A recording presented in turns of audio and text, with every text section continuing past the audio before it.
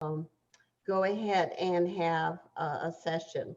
And then Lorraine, who's our membership chair, will hold a discussion of any other facts, or maybe she'll do both of them, hopefully. So moving along now, I'd like to introduce Angelique. And if you have clicked on speaker view, then her camera will become the dominant camera. Angelique, I put those three arrows in this chart to show the three studies and the visionary group. Thank you, Irene. My name is Angelique Hill. I'm not sure I know all of you, but I have been with the association since 1989. And we're having an actually between 1992 and about 2003, we were actually doing pretty well with increasing our membership. We had access to direct mail through a third party to CalSTR's recipients, and we were able to send them information. And so we had really a lot of success with recruiting. And it used to be that the only thing that we needed to do to get somebody to join was explain who we were and what we did. And people were more than happy to join at that point. But we began noticing over the years that as the baby boomers especially moved into the workforce that was looking at, maybe 5 to 10 more years of working, that we were not as successful in our recruiting efforts. We did do a research study in 2008, and they recommended that direct mail would be the best way for us to try to reach people. And of course, this was not pre-internet, but we certainly didn't have the level of sophistication that we do now as far as having an online presence. And so we still find that the direct mail is a very effective way to reach people. We also did another research study in 2012, and basically that was around the messaging for the Prop 30 campaign, which our PAC did an independent expenditure for. And in the focus groups that we attended, we learned that we were a very well-kept secret among the educational community in California. And so at that point, we started thinking of strategies to expand our presence and expand educator awareness of us. And so very shortly thereafter, we started with the statewide teacher grant program, and got on Facebook and started boosting Facebook ads. And so we do have, I think, much more recognition now than we did in 2012. The problem is that people who are retiring today have a lot of different interests. They don't have, they have to be careful how they spend their time. They have priorities. And so we have to try to give them other ways to support the association without giving of their time in as much as they had been doing in the past. Because we've had a 30% loss in membership, and that means a 30% loss in revenue and a 30% loss in leaders. If you don't have as many members, it's very difficult to get people to step up to leadership positions. So that's kind of where we find ourselves at this point. And there are some other things that we've done that Ginny will tell you about.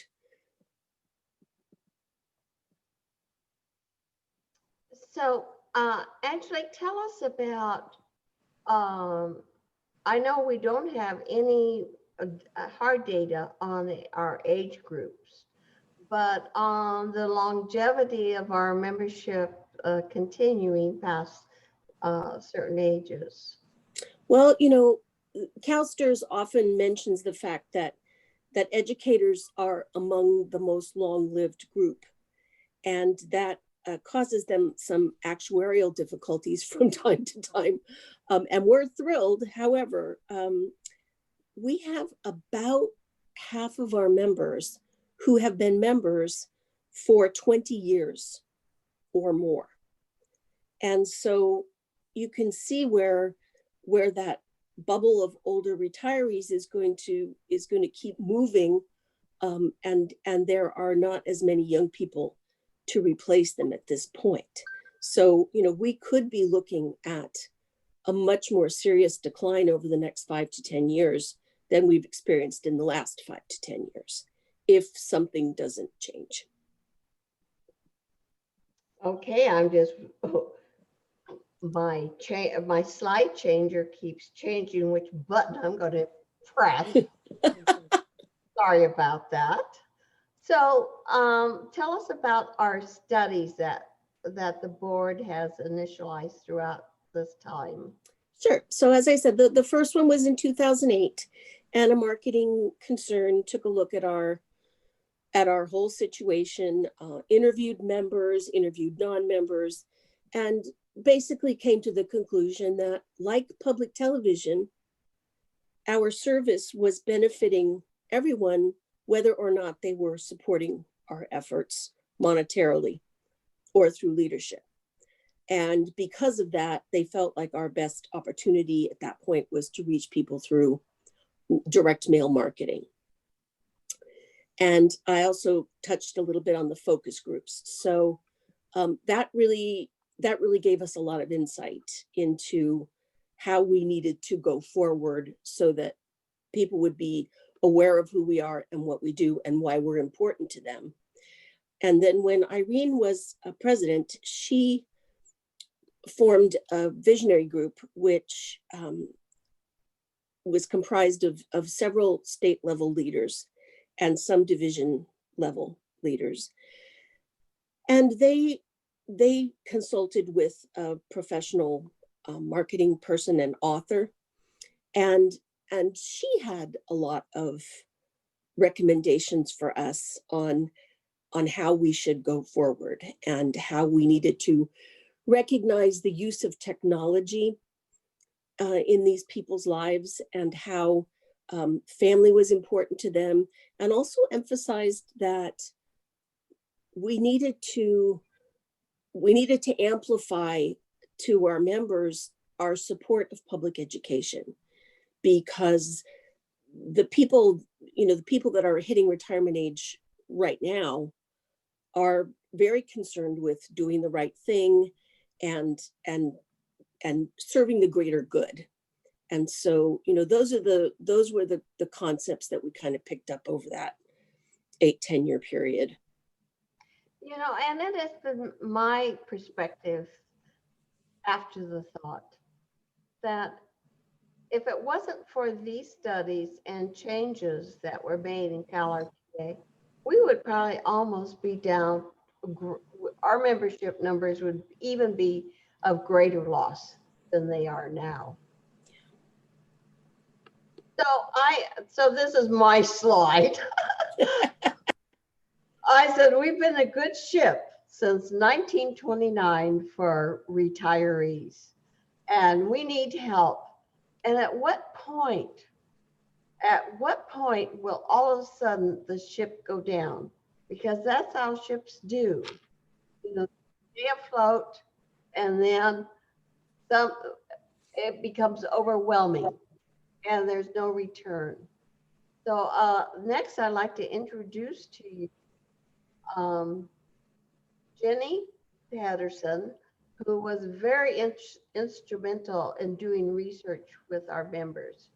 Jenny, would you tell us about the work that you did and your findings? My participation in this effort with CalRTA started when CalRTA was blacklisted a number of years ago, meaning we were offline for a significant period of time because of issues that we didn't understand and hadn't dealt with with respect to our websites.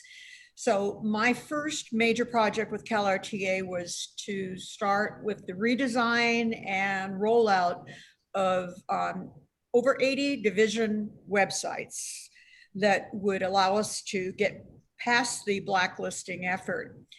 And during that process, I became very familiar with the configuration and focus of different divisions. And in 2016, Irene and I were involved with others in an email survey of non-member educators in the CalRTA database. Now, these were people who we had gotten contact information from via efforts of Angelique, Johanna, and others, via pre-retirement events we were holding, surveys we were having, grants we were issuing, and so forth. So when they gave us contact information, we then had a way that we could reach them, contact them. So by this particular point in time, Johanna had over 7,000 people in this database, of which 7,000 had emails on file with us. Now, these were non-members. I'm going to keep repeating some of these little things again for reasons that are important. Out of the 7,000 emails we sent, we were asking certain questions. And main questions were what was their age group? How old were they? Were they 30-something? Were they 60-something? That was very important to how they answered and what they said in their answers. And what services would they be interested in supporting? These were, again, non-members who had opted to be in our database by virtue of some kind of participation. And out of the 6,000, 608 responded, which pretty darn good for any kind of survey. Next slide, please. So interestingly, 44% of those 608 who responded, these are again in our database, non-members, but teachers probably, educators, they were over 60 years old. So what they had to say was really very important to us because most of us are well over 60 and the world has changed a whole lot. So these were people who were both retired and unretired people, but they were in our database and they were 60 plus years old. Next slide, please. Now, we gave them several choices of things that they would be interested in supporting if they were possibly going to join. And of course, we hope they would. I want you to take a look at the big purple blue square there on the right. 62% of those people, again, over 60 years old, said that they were interested in what you see right there in advocating for, I'm reading from my notes here, for continued retirement security. So they had several choices, and you'll see all those choices here in just a moment, but that was what they would be interested in supporting if they were possibly going to join. Let's look at the orange one now.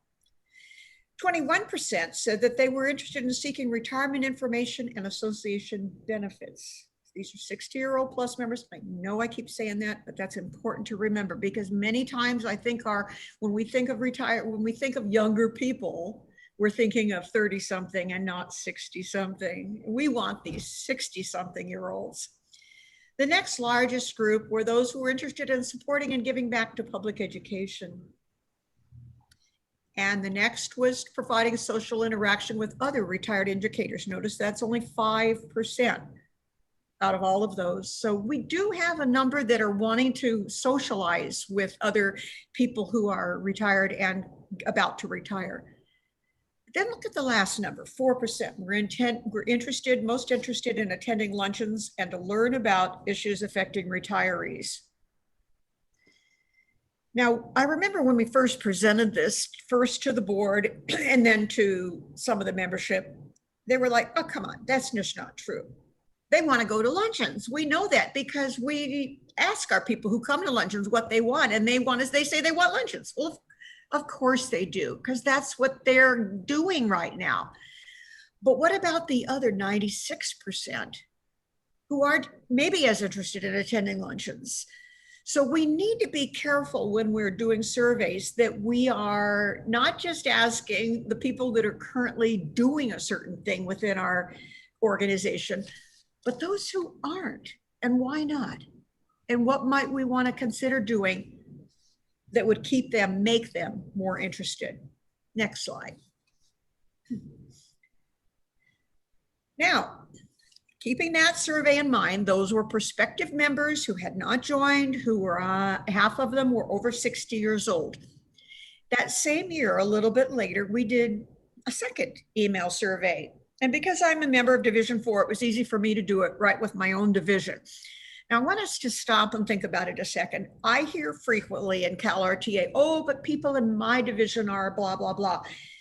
No, I'm sorry. Remember, I was involved in working on the division websites for all the divisions, and I came to really learn the focus and the culture of different divisions. And basically, we all contain the same kind of people. They're all very smart people, many of them retired educators, and some are involved at a leadership level and some are not. And what I figured out was that so many times within divisions, they are only polling the people who are actively involved. What do you want to see happening? And of course they like what's happening. That's why they're actively involved. So we need to remember that we're all very much alike, north, south, east, and west. Yes, different people come forward to do leadership positions, but essentially membership-wise, we are very, very similar. So I did an email survey with just our Division 4 members. At that point in time, we had just under 400 members, of which 211 we had email addresses for. Well, here, almost 400. Yeah, we had 211 email addresses for. So we sent it to them because we wanted to do this expeditiously, easily, and cheaply. Out of the 211 we sent, 55 responded. That's a really good response rate on any kind of survey, 25%. The main questions we asked, these were our current members who had emails on file, was what was their age group? In other words, were they our youngest members? Were they our middle members? Were they our older? Were they a combination? What were they? Because as Angelique said, we really don't exactly know the age of our members because we don't record that information. We may be able to tell a little bit by when did they join, therefore they probably retired and maybe they might be blah, blah age, a certain age. We asked them also, what were their primary interests? These are current members who have emails on file, who are choosing to respond to this survey. And we said, what would your recommendations be that might interest others in joining? Next slide, please.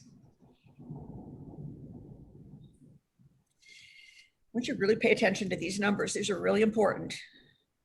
Of the people that responded, 55 responded, about 25%. 47% were older, 75 years old or older. Now these all had email addresses. They all chose to respond. They were not kids, they were our age. And another half were just one bracket underneath them. So the people that responded were not youngish people, younger people. They were our age. Next slide, please.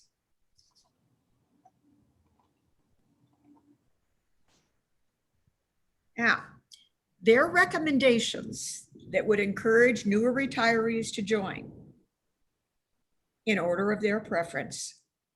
Most of them said that the most important thing that would encourage them to join would be emphasis on legislative issues.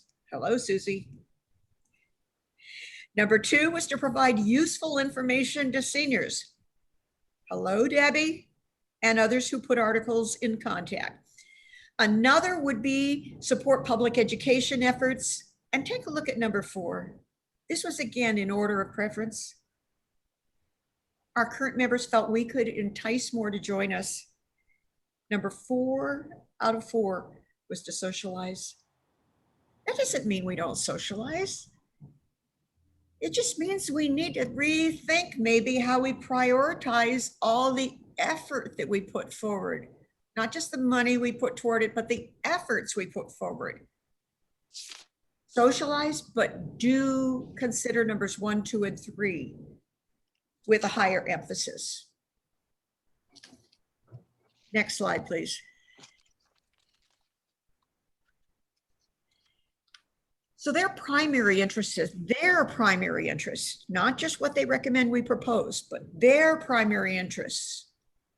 These people were, again, in that age bracket I reported earlier. They wanted to receive legislative updates. So did they want to necessarily come to luncheons? Maybe, but not necessarily. But that's what kept them interested in keeping their membership alive and well. They wanted to provide dues to support CalRTA efforts.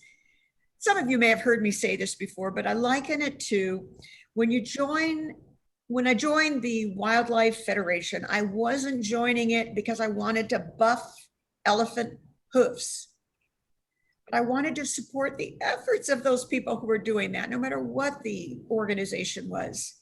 Support the efforts of CalRTA, support what David Walrath, what Susie, and what all our GRC people do, and others.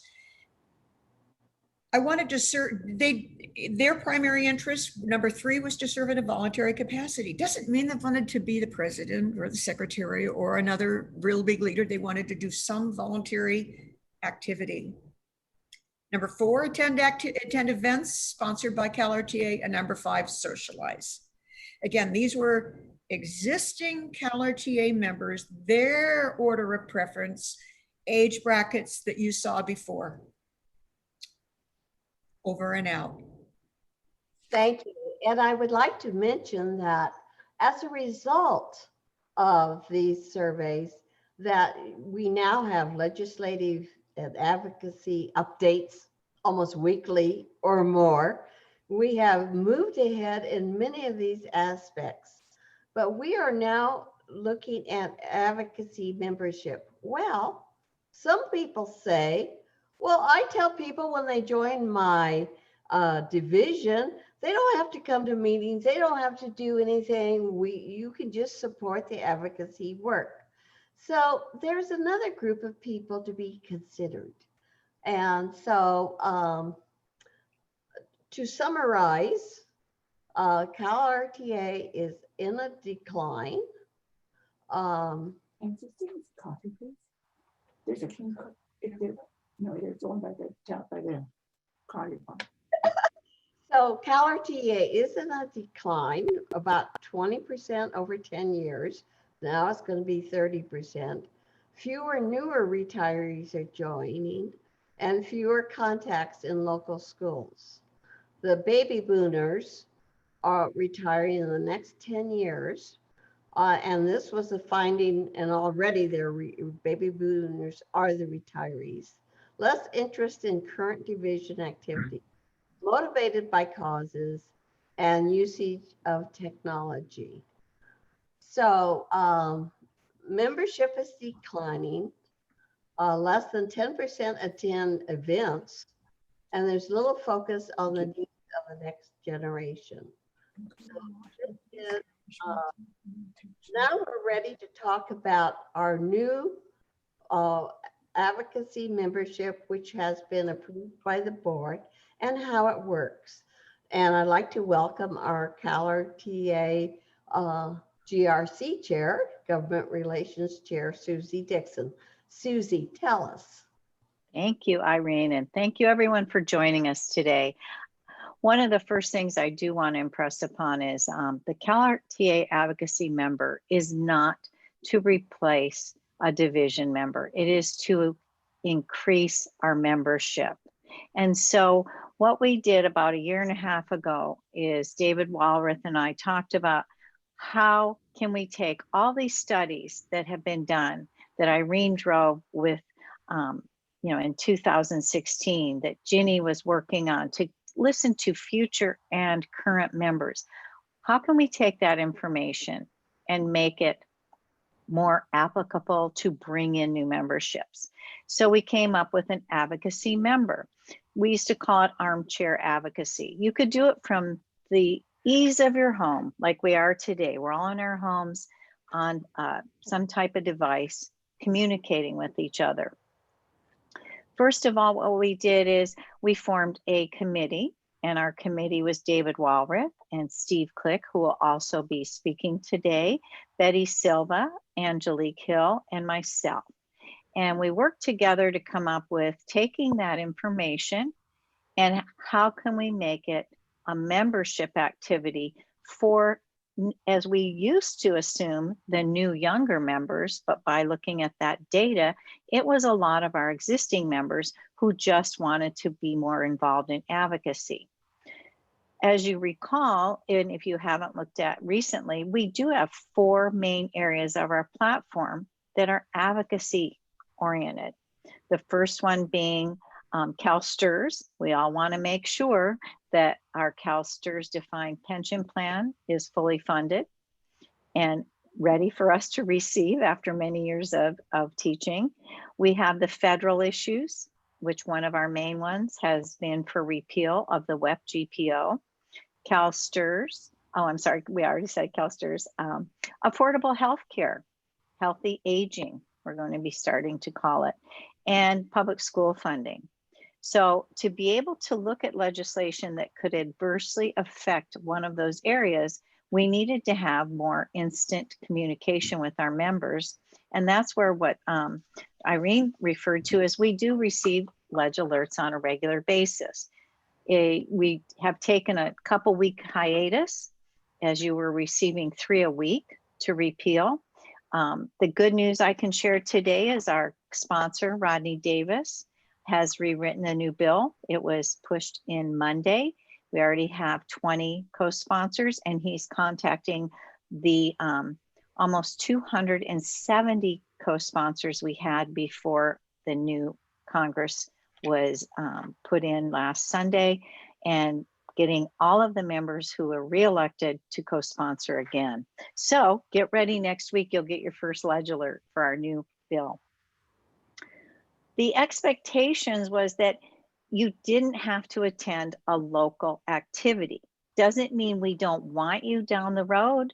And I think looking to the future, since we've all been so virtual, we may find a lot of our members, our new advocacy members, might want to be more engaged in a face-to-face meeting. So if we want to go to the next slide, please, I'm going to have Steve go over our main goals that we developed. All right. As we've been hearing for years and years and years, and not only with CalRTA, but almost all organizations and associations and groups, membership and what people are looking for when they decide on their membership is really important. And so to be able to continue our advocacy, to continue our activities as an association, we need to continue increasing our membership, because we are not, and I don't want to use the word replacing, because we're not replacing, but the members that we lose, and a huge percentage are due to their passing, the members that we lose, we're not filling in those spaces with new members, as we've been hearing this morning. So increased membership, increased numbers, sort of equates to increased power. The more numbers you can say that you're representing, the more people that you're representing, legislatively, monetarily, all these areas, people are more willing to listen to us. Yeah, I'd say listen, just not hear us, but listen to us. Mm-hmm. Second one is the increased member involvement in the advocacy activities. As we're working on, I've had 3 or 4 people that I've had join over the years it was before this, it was a guarantee, the local will not bother you. I will make sure that my local, Division 23 won't bother you, because that is not what they wanted. They knew that our goals, they agreed to our goals, but they didn't have this option of being able to become an advocate. And like Jenny was saying, you don't want to buff the hooves of the gazelle or something like that. You just want to help that group so that we can help all, help us. So increased numbers of involvement over the last couple of years, the activities, online activities that people are also doing in their divisions in face-to-face when we were having face-to-face activities with advocacy have increased wonderfully, but we can even do more. Increase the awareness of CalRTA with retired and current educators. Again, I mean, we are still being confused with CTAR and with other retired groups. They go, oh yeah, I'm a member of that. And I go, blah, blah, I give some information about CalRTA. They go, well, I don't get that information, or I haven't heard that. It's because they're not part of CalRTA. So increasing the awareness of, especially the current educators, that we are there supporting you. Public education is one of our 4 parts of, I can't even remember what it's called. Yeah. For our association, always has been.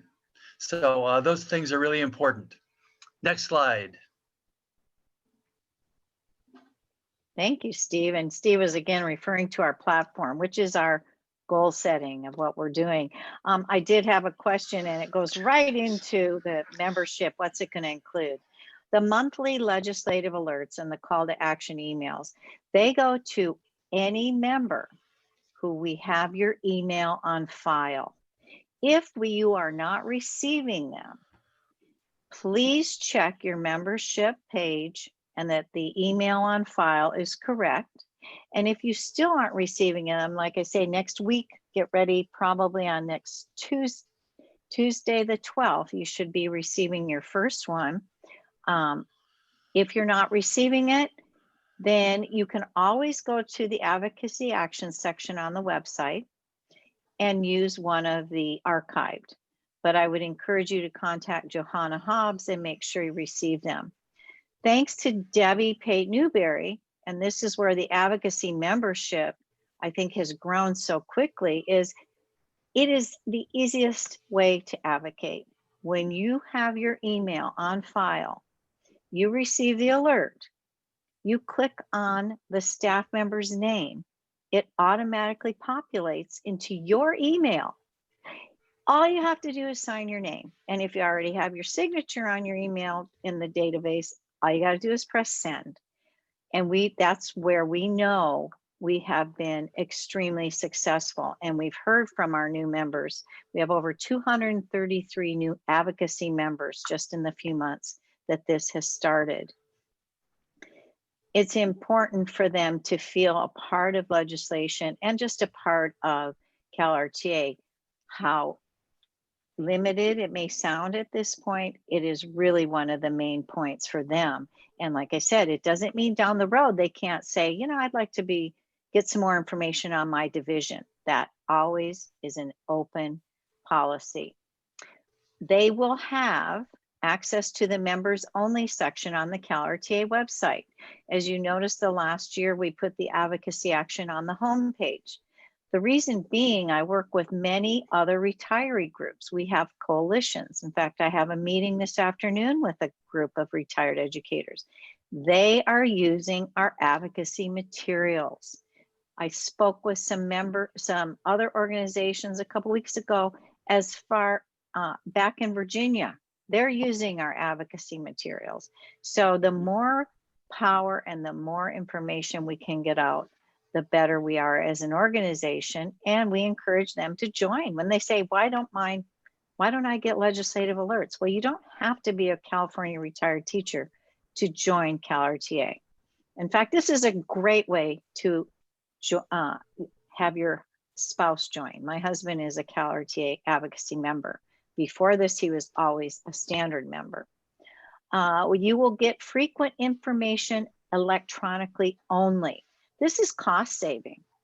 They didn't want to get contact information and some of our publications in the mail, and they're they're costly to mail. So they will receive it and have access to it electronically. They also will have access to all the member discounts and virtual events. We're coming up in May to our new our convention that will be virtual. And so they'll have access and information about that. And they also have the ability to have the dues deduct. So the only things that they will not have, Steve's going to go over. Next slide, please. All right. Well, thank you very much for that lead in. And I forgot the public education from when I spoke before. That's one of the 4 objectives of our association. It's in our bylaws. It's like within the first paragraph. Public education, we're extremely important. That's extremely important to us. And before I forget, the dues for this advocacy membership is the same as all memberships, $66 a year. And as we just heard, you can do it on the web page, you can do it on the home page, you can do it electronically, and you can also be able to have it as a dues deduct. So it doesn't have to be a cash payer. So on to what I'm really supposed to be talking about, what the advocacy membership will not include. It will not include the division emails and publications that you do at the local level, at your division level. You won't have a list of those advocate members who might live in your area, who taught in your schools that, maybe moved there. That won't be happening. And of course, there's a phone call. The second one is that the hard copy distribution of CalRTA materials, which is coming to the rest of us if you don't say I want it only on virtually or electronically, that information won't be happening. They won't have that coming into their mailbox, because that was the feeling, is that they weren't interested in that. They're interested in the advocacy. So there is $66 going to the state, 44 stays with CalRTA, just like the regular members. $22 goes towards, and we have a new division, it's called Division 99, and it is the advocate members. They don't meet, they don't get together, they don't have a division president, but we are able to use that $22 a year of their membership towards advocacy. Thank you. Next slide. Thank you, Steve. And as he said, the operational aspect of the advocacy membership is $22 goes into that new membership account, Division 99. And this is intended to be used only for advocacy activities. So in the future, when we are able to go to some in-person meetings in Sacramento and Washington, D.C., we'll be able to have a fund that if a division has more members that would like to attend an in-person meeting, but they don't have the full funding for that, they'll be able to request it through our government relations committee. What do you have, and can you help support sending members in person? Obviously, this year was an unusual year, and we have a lot of additional funds that we had not had in the past in all of our areas because we are not attending in person. So this year, if you hadn't received the legislative platform I believe it went out in October, you also received it via US Postal Service. That's unusual. We won't be doing that again, but we were able to support that and have our members who are not comfortable with electronic replies to respond and be a part of how we develop our advocacy platform. We needed to make sure every CalRTA member that we had a post office address for or an email for was engaged in our advocacy platform survey. The additional funds we received helped cover the cost of mailing, and we received more responses than this year in the past. If you recall, if you're a member for the past few years, You had the opportunity to do a paper response at a fall workshop. Because we didn't have a fall workshop in person this year, we felt it was really important to engage our members. The CalRTA staff, Angelique and Johanna and Sherry, they're not going to stop at, you are now just an advocacy member. Periodically, they will give out information that you're invited to expand your membership to your division. As I said earlier, this was not to replace any membership activity at a division level. It was to get our membership increased. And ironically, when we talked about this a year and a half ago, the idea was, oh, we have all these people who don't want in-person meetings. How can we get them to join? Well, as we all know now, we're Zoomed and we are webinared, and we are more than ready to get back to some in-person meetings when we can in small increments. So we may see another shift, but as I'm really proud of the fact that when Irene took those steps to do the studies, it was very progressive. And we were able to say, wow, we need to come up with another area, and look how it fit in. It's just been seamless. And then next slide, please. And so the last part is just kind of reviewing the team idea. We are not trying to reduce membership at a division level. We're trying to help increase membership so we can get our information out and come back together. The other goal is to expand and act on our platform and goals. And as I said earlier, how it was so exciting. We were moving ahead so quickly with repeal, and then the pandemic hit. And as you know from the legislative alerts, Rodney Davis, the author, was trying to also get that in one of the stimulus plans. He may try again with the new one. We're working with his office. They are very excited that CalRTA is still focused, as with some of our other retiree groups, to work on the repeal. Increasing our voice and advocacy, that has been one of the, I think, a really proud moment to see how many retiree groups now are working together. And it's not just on repeal. There are other issues. There are state issues. We're working with, trying to get the audit process with CalSTRS to be fair and reasonable. And that is basically, if you look at CalRTA, our advocacy has been one of the stronger ones. Increasing diversity of CalRTA membership. We really need to remember, it's not just some of the younger ones, but some of our older members maybe don't have the ability to attend an in-person meeting, but that doesn't mean they're not savvy with the internet and with electronic communication. I think we found that out this last year. And promoting our advocacy and support of public education.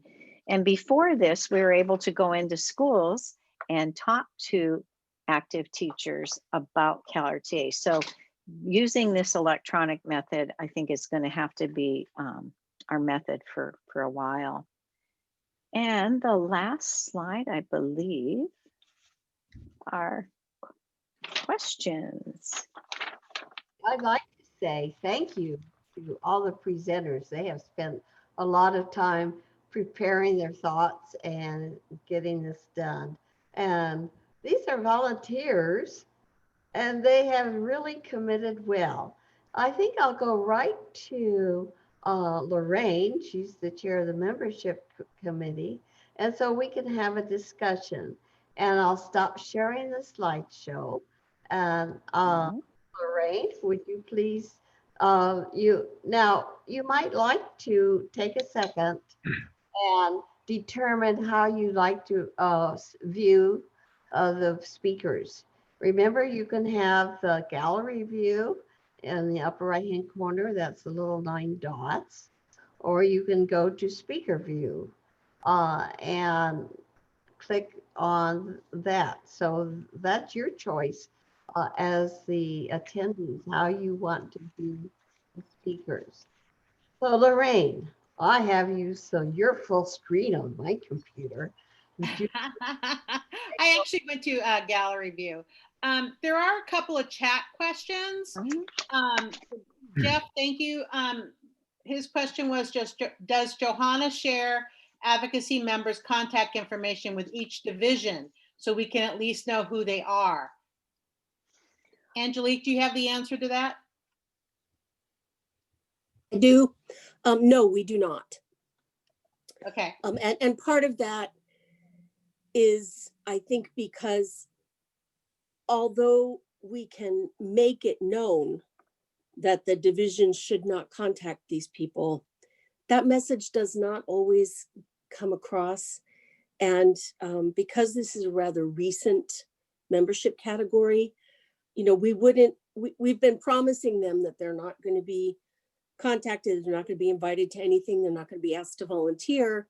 And then some people, you know, have a very heightened trigger. And if somebody from the division were to contact them and just say, hi, my name is so-and-so, we're here when you're ready. You know, some people would be fine with that, and some people would be upset, I think.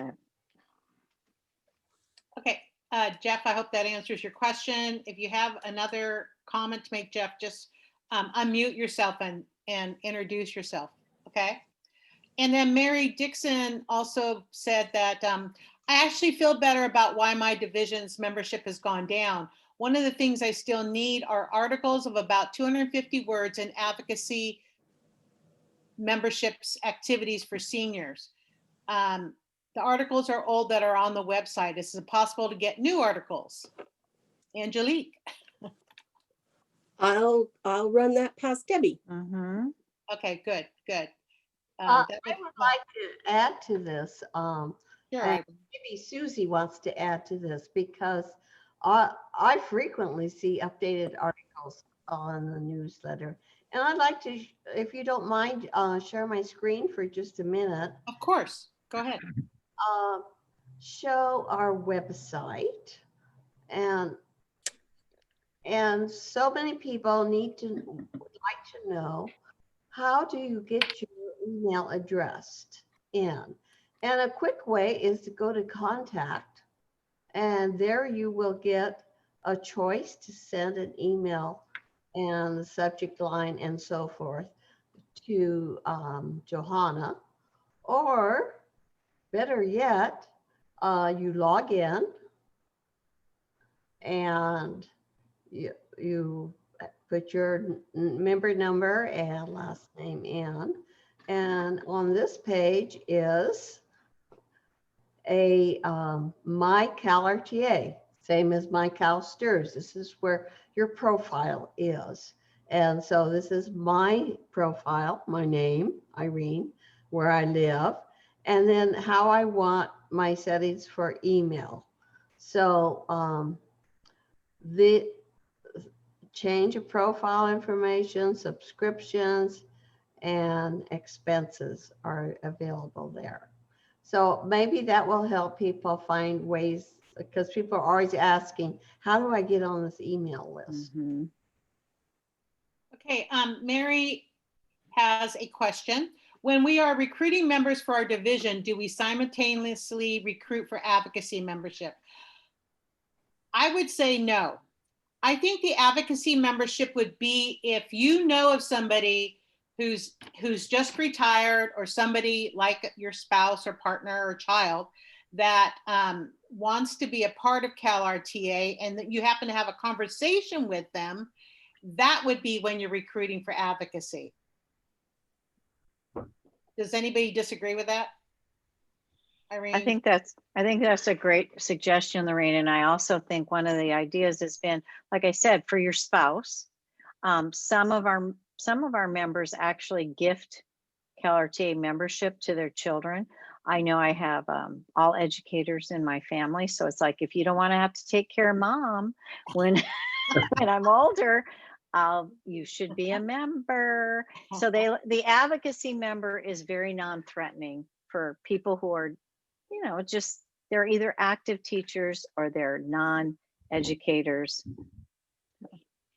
So I just piggyback on that is, remember, the real tool here is online recruitment. This is, virtual recruitment. And that's why it's so a different avenue. But also you may become across a retiree that says, you know what? I don't want to be involved. I don't want to go to your meetings. I don't want to do anything. And then you can ask them, but aren't you concerned about your pension continuing, and about maybe if you have Social Security benefits to get those? And here's a way to do that without being involved in anything but getting Right. updates.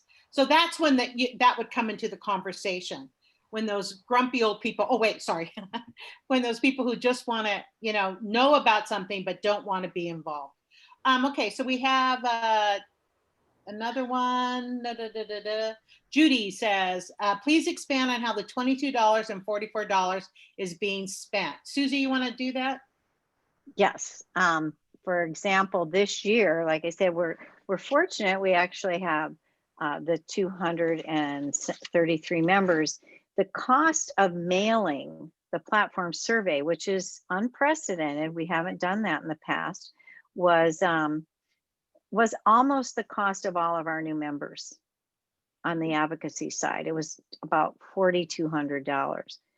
But that being said, remember, we made sure all of our members felt they're still a part of CalRTA, and the comments on those handwritten notes at the top of the platform were touching.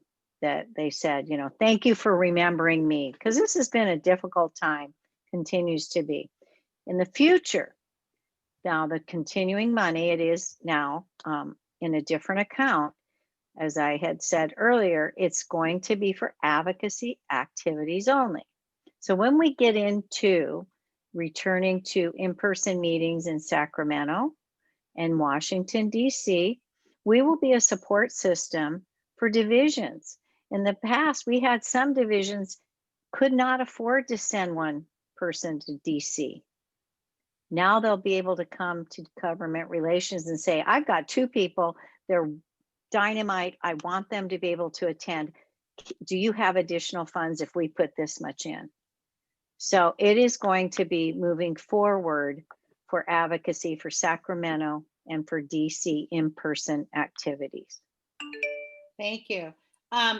Jean Jackman disagrees with me, and that's wonderful. I love disagreements. She went to a luncheon after finally becoming a member.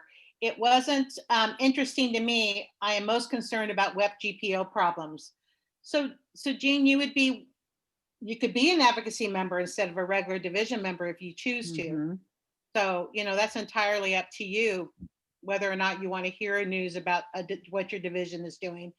Me, I just love to hear news, period. So I love all the newsletters that come out and everything that I can get a hold of that explains how our members are doing. So there's that. And Jenny wants to know do advocacy members have access to all the elements of the CalRTA website with their member number?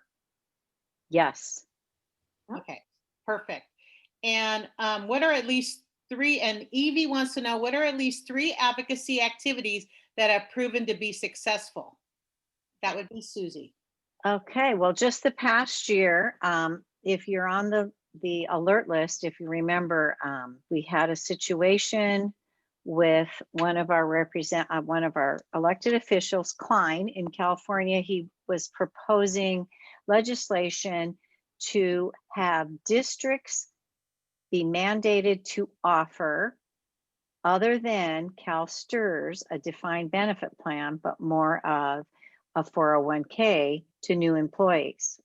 Now think of that. Suddenly, that's your pension, that's your retirement. If teachers had that option and don't understand the risk in a 401k versus the CalSTRS defined benefit, it would be devastating. So the Coalition of Retired Educators, we got together, sent a letter. We had a legislative blast. Members acted on it. CalRTA was noted from his office that they received more emails from our members. He pulled it. Now, it doesn't mean it's not going to happen again this year.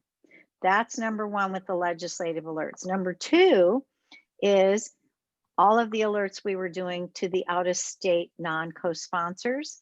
Angelique and I were in DC last October, and then again in February, and we walked through hundreds of offices and took their chief of staff's business cards. So we have a database. We were able to contact them. We were up to 269 co-sponsors, unheard of, and in a pandemic.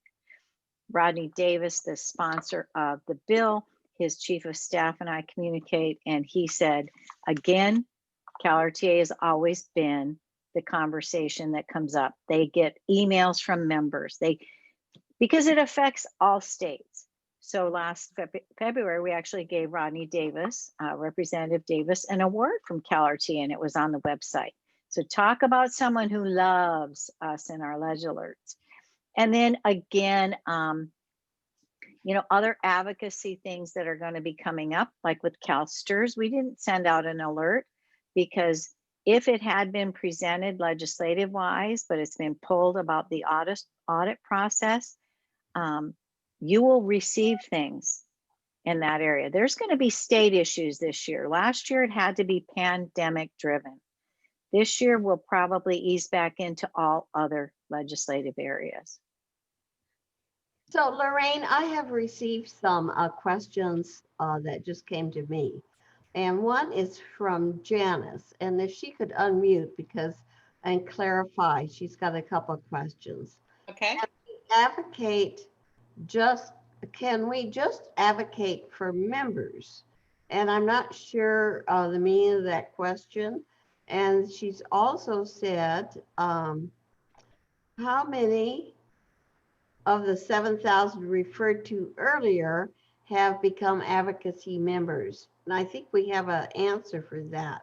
So Janice, did you want to clarify your first question?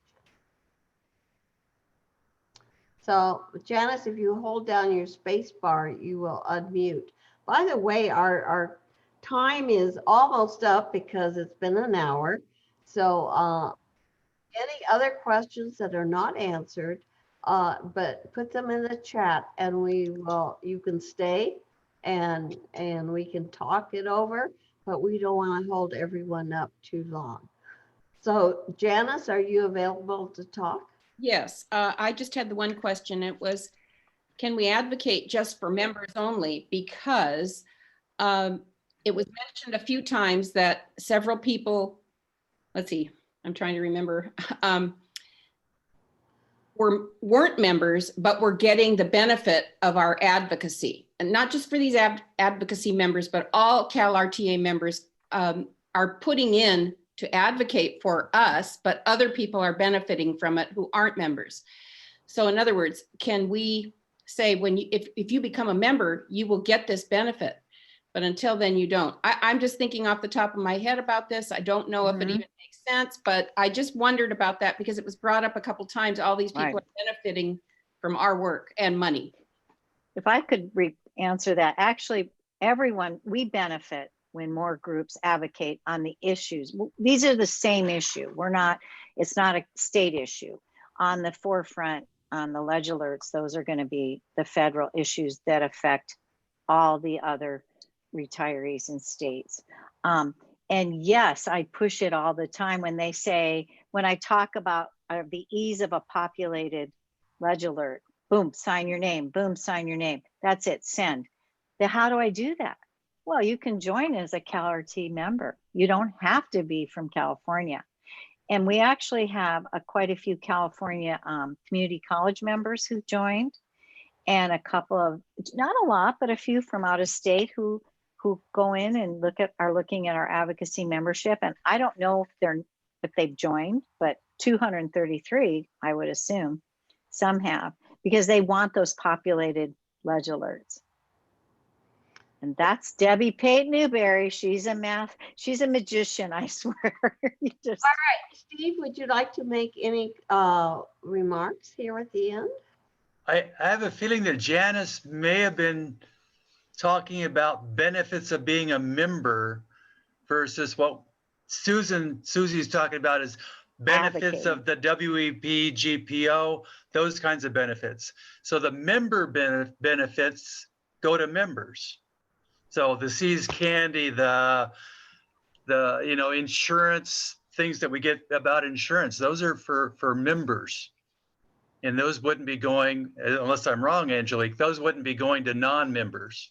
Correct. No, and unfortunately, if we make any strides in benefits for CalSTRS recipients or for people who are subject to the WEP GPO, it will benefit everybody that is affected by it. It's not just going to inure to the benefit of our members. Yeah. All right. I'd like again to thank everyone for coming and understanding advocacy members and all the presenters. And Lorraine, if you want to stay around and for any more that would like to hold back and ask any more questions, that would be wonderful. I can do that. Okay. So anyone who needs to leave. Oh, thank you for the hand. Yes, let's give the presenters a hand. Good job. It's always Thank you. Thank you.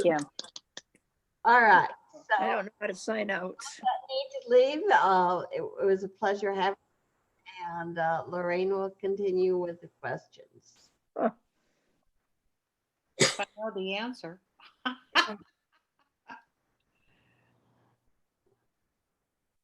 Shirley, you have a question? Go ahead, hon. I have a question. This was a wonderful presentation and I tried to write down as much as I could, but I'm the editor of the newsletter in Division 11. And I'm wondering if you, and you must have some place where you have printed this material, that it would be available, let's say, for newsletter editors to use or take excerpts from for their newsletters. So, Shirley, if you want to, we'll put this up on the internet under the member page, which is the list of virtual meetings, and we'll have a PDF that Oh, okay. for everyone to download. But if you need the actual PowerPoint, you could email me directly. Do you know how to use the directory, member directory on the website? And you can find my email there. I've not done that before.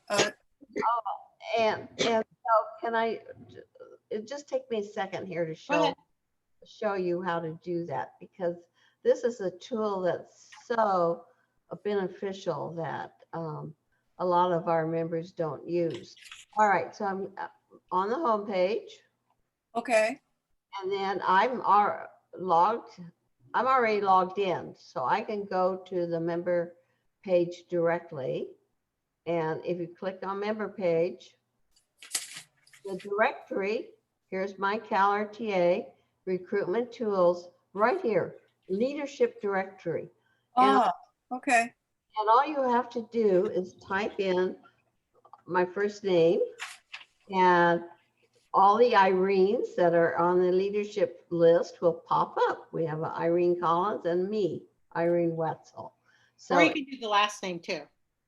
or you can do it by last name, or Mhm. do it by the street they live. Any of these features, like their leadership description, you put that in this little window and then it automatically comes up. You don't even have to press enter. So if we went to Lorraine, here's Lorraine, and there's one more Lorraine. But she goes by Lori. Oh, Lori Osborne.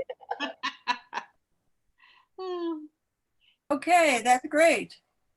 Jean, go ahead. Okay, so I was really glad to get all of these pre-written legislative alerts and I sent them off.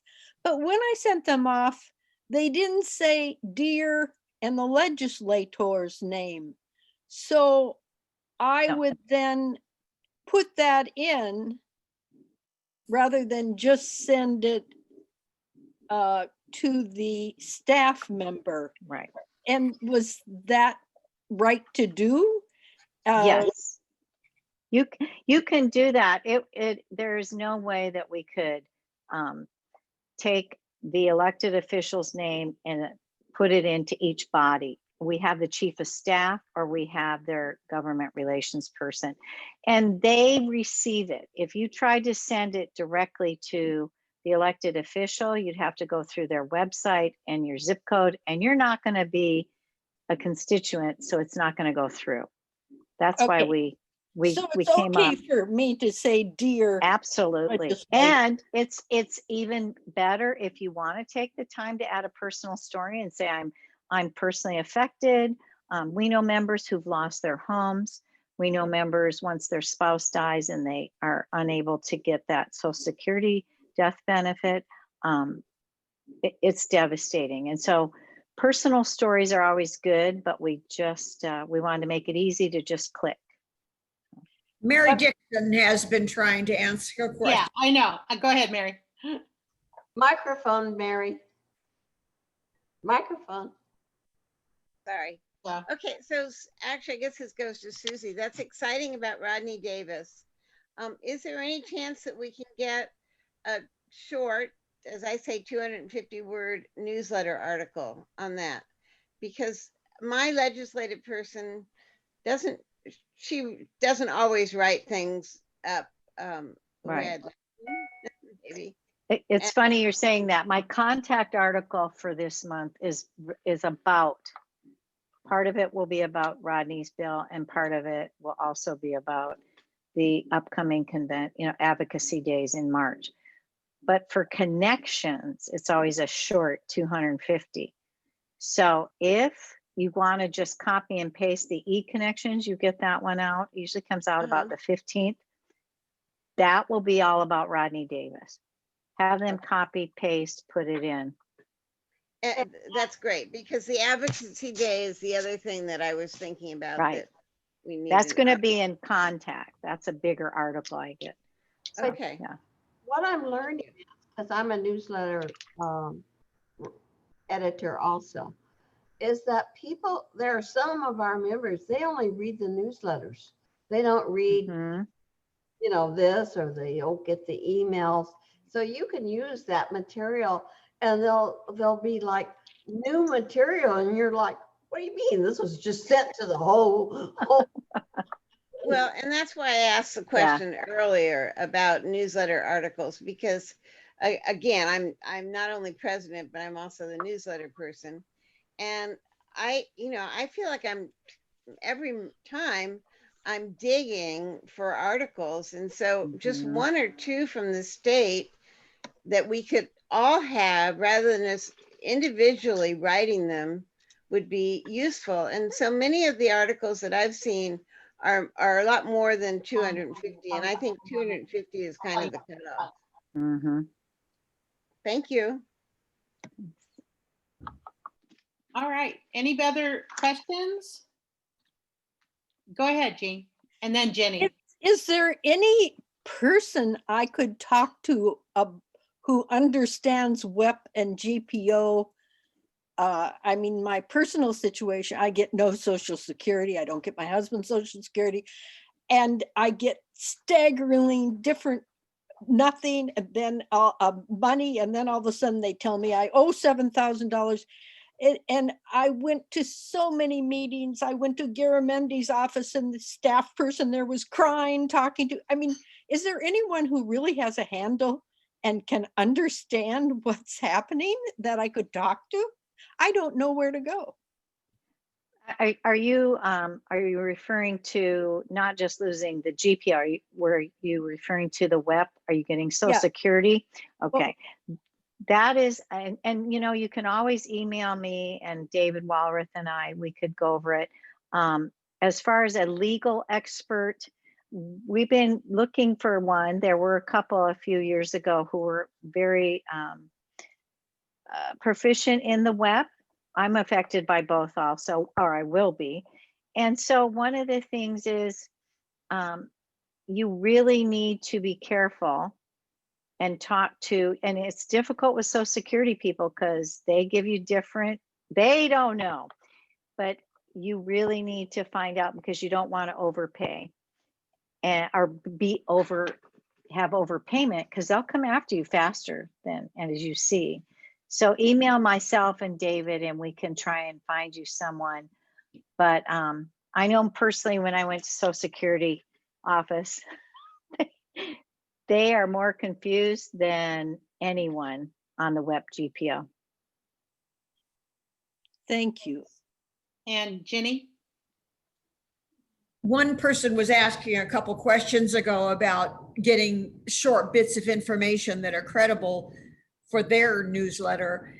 You can go to each division and look at their newsletter, the most recent. And I've identified out of 86 divisions, about 15 that post current, accurate, up-to-date information. So every time I'm the newsletter editor too. So every time I'm getting ready to do a newsletter, I go to those 15 and I look. So I go to div and a number.calrta.org. I look at their latest newsletter. I see if that information would be useful to our members and still pertinent. And I ask for permission and I post it. So I get a lot of content for newsletters from other newsletters. Hey, that's a great source. So Mary, contact Jenny and ask her who those 15 divisions are. You don't have to mine it yourself. So I'm on the leadership directory info@iteachu.com. I'll tell you what my 15-ish, whatever they are, that I currently refer to frequently. Awesome. There are, Very nice. That would be great.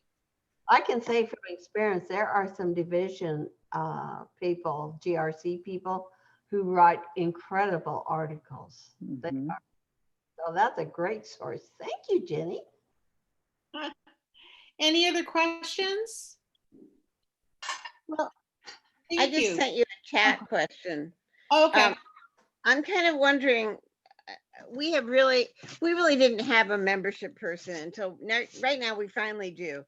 And one of the things is I'm wondering, is there a new letter that can be written specifically this year to school districts, asking for them to let us know those members that they know are retiring? Because I think most districts, they ask for them to by March 1st, those that want to retire. And if we can get those early, then we can figure out that we can at least send them emails through their district email. So that's just a suggestion. I would suggest that you contact your area director. Oh, I'll be glad to contact Don't you her. think, Steve? She, No? How's the best way to pursue this? Should I Well, just ask Angelique? Actually, the letter is the one I think she's been or that you're referring to is the one that has traditionally been signed by the state president. Right. And it also, there's two out there. I think there's two different copies, as in do this one first is Right. the law. And Right. this one, if you don't do it, then send this one. Right. So I think it's more of a state rather than just a local, but is that what you're talking about, Mary? Yeah, well, I know Yeah. the letters that are on the website. I'm thinking though, if there's not one that says they have to give them to us between March and June. And I think if we can get, I think throughout the state, if we can get those names, we can send them emails through their district email before June. And versus us getting all of their, and mailing something to them after June, because then we're have to find out all of their email, their addresses and send them something. So it's just a thought. I don't know if I don't even know if it's required by law that they send them to us before June, but most districts, for example, my email in my district, I think was mary.dixon@pvusd.com way back. And so it's just a thought. I don't know if a new letter being more specific might be better, and it would be great if it came from the state, because it's something that every membership person in the state could use to send out.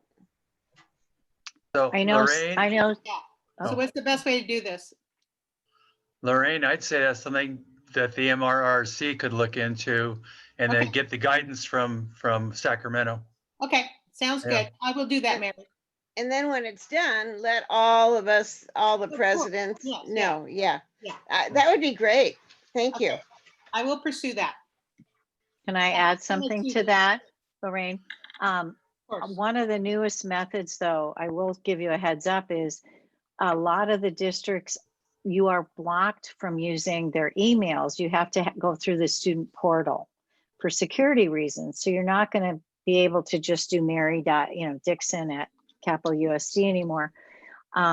Some of our members got creative, and you can go online and get the list of the names of retirees from board meeting minutes. Right. And that's something you want to do. And I would suggest, especially next year, because we don't know we're going to be able, if you can't get them through email, mail it. You can still mail something and it goes in their mailbox. But most districts are moving to that security reason, and they're using portals and Canvas. So if you go on a school website now, you're going to see most teachers' emails are inactive. So that makes sense, though. I mean, even if we can get them between March and June, Yep. and mail them a letter at their school versus us researching and afterwards. Right. And yeah, the board minutes, I got that notice. I learned about that, I don't know, last fall when Lorraine did a workshop. So Yes. or Yeah, last Lorraine. summer. That reminds me, though, I do need to do that again. Thank you. Any other Well, questions? Because there's a lot of mid-year retirements going on right now. Oh, a yeah. lot. Oh, yes. Jean, go ahead. honey. I'm sorry, Susan, you are CalRTA staff? How do I get in touch with you? Oh, me? No, Uh-huh. I'm your state chair for government relations. Sorry, I have to charge my earbud, or my earpods are going to go out. And I'm a volunteer, but it's just, here's my, I'll put it in chat so you can all copy it. But I'm going to confuse everybody if I tell you to go to the directory, because my legal name is Carl Dixon. It's not just Dixon. Thank you. Let's see, So everybody, I'm incognito. is chat still on? Yeah, chat's still on. I don't know. Oh, okay. So it's just Dixon Family 2 at cox.net. Let me add that. And it's usually, on all my communications for connections and various things, but Let's see, you put it in somewhere? yep. Did Did it go? It didn't I go. tried to. It didn't. Oh, maybe chat's off now. No, it's on. Okay, trying to send it and it's, nope. Maybe you're sitting To on. everyone. Can you tell me? Dixon Dixon Family 2 at cox.net. Family, the number 2? Yes, Oh, Dixon. I just went out there. Okay, I don't know why I can't. Huh. Well, that's a big dog. Yeah. I have somebody at my door. Thank you so much. Okay. So anybody else? Thank you all. Thank you very much. Great, thank you. All right. Have a good day. Have a great day. Yeah.